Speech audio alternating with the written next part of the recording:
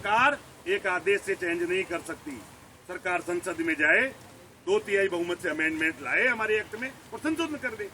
किसी सिंगल आदेश से इसको नहीं चेंज कर सकते, क्योंकि ये एक नागरिक का फंडामेंटल राइट है। और फंडामेंटल राइट में सबसे पहले एनक्रोचमेंट किया आरटी के माध्यम से। आज उसकी फीस के माध्यम से एनक्रोच कर दोगे तो धीरे धीरे करके उस आदमी को आप खत्म कर दोगे। ये सुप्रीम कोर्ट की वर्डिंग ऐसे कैसे शब्द है।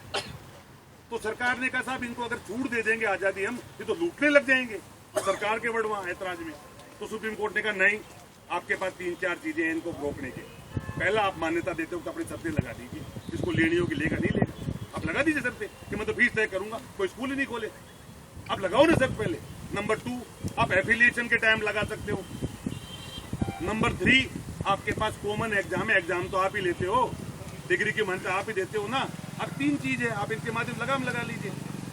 सुप्रीम कोर्ट ने कहा कि ये जो एक्टिविटी है, कौन सी, जिससे आप स्कूल खोलते हो, ये संविधान के आर्टिकल 19/1/G के तहत है। उसमें 5 अधिकार संविधान हर नागरिक को देता है, तो देश में जहां चाहे स्कूल खोल, संस्था खोल सकता है, संचालन कर सकता है, छात्रों का एडमिशन ले सकता है, कर्मचारियों की भर्ती कर सकता है, उन पर कार्रवाई कर सकता है, और रीजनेबल फीस, रीजनेबल शब्द है, रीजनेबल फीस तय कर सकता है। और वही संविधान 19(6) में सरकार को रीजनेबल रेस्ट्रिक्शंस की बात करता है। ये क्या करते हैं, उस 19(6) को, रीजनेबल शब्द को पकड़ लेते हैं।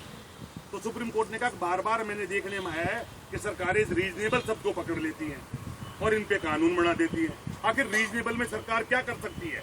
फिर सुप्रीम कोर्ट ने वो भी लिखा है इस पैरा में कि आप बच्चों की पढ़ाई के स्तर को सुधारने की रीजनेबल बात कर सकते हो, कि क्वालिटी एजुकेशन हो, वहाँ के कर्मचारियों का स्तर हो, इसकी रीजनेबल बात कर सकते हो, वो साधन सुविधाएं हो, इसके रीजनेबल की बात कर सकते हो, शिक्षा में गुणवत्ता है, क्वालिटी एजुकेशन, आप करिकुलम तय कर सकते हो।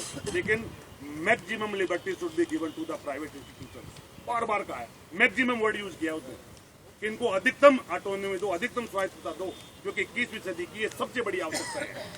अगर 21वीं सदी में आपने शिक्षा को मान दिया तो स्कूल नहीं खोलेगा लोग, और स्कूल नहीं खोलेंगे तो मेरे बच्चा पढ़ेगा कहाँ?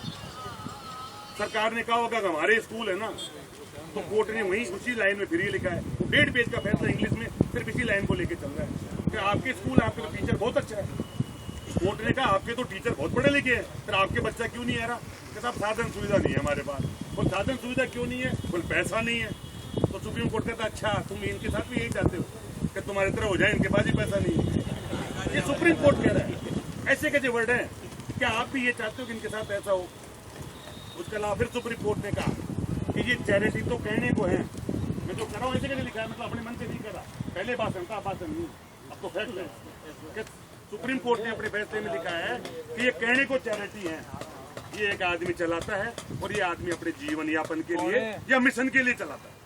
समझिएगा मेरे बात? एक आदमी चलाता है ये, और अपना जीवन यापन करने के लिए चला सकता है, या फिर कोई साधु संत आदमी मिशन के लिए चला ले।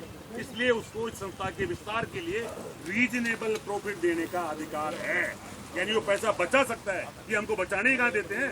ये तो कह रहा बैलेंस शीट बराबर कर। सुप्रीम कोर्ट कह रहा है, मैं कह रहा हूँ ना आपको, सुप्रीम कोर्ट कह रहा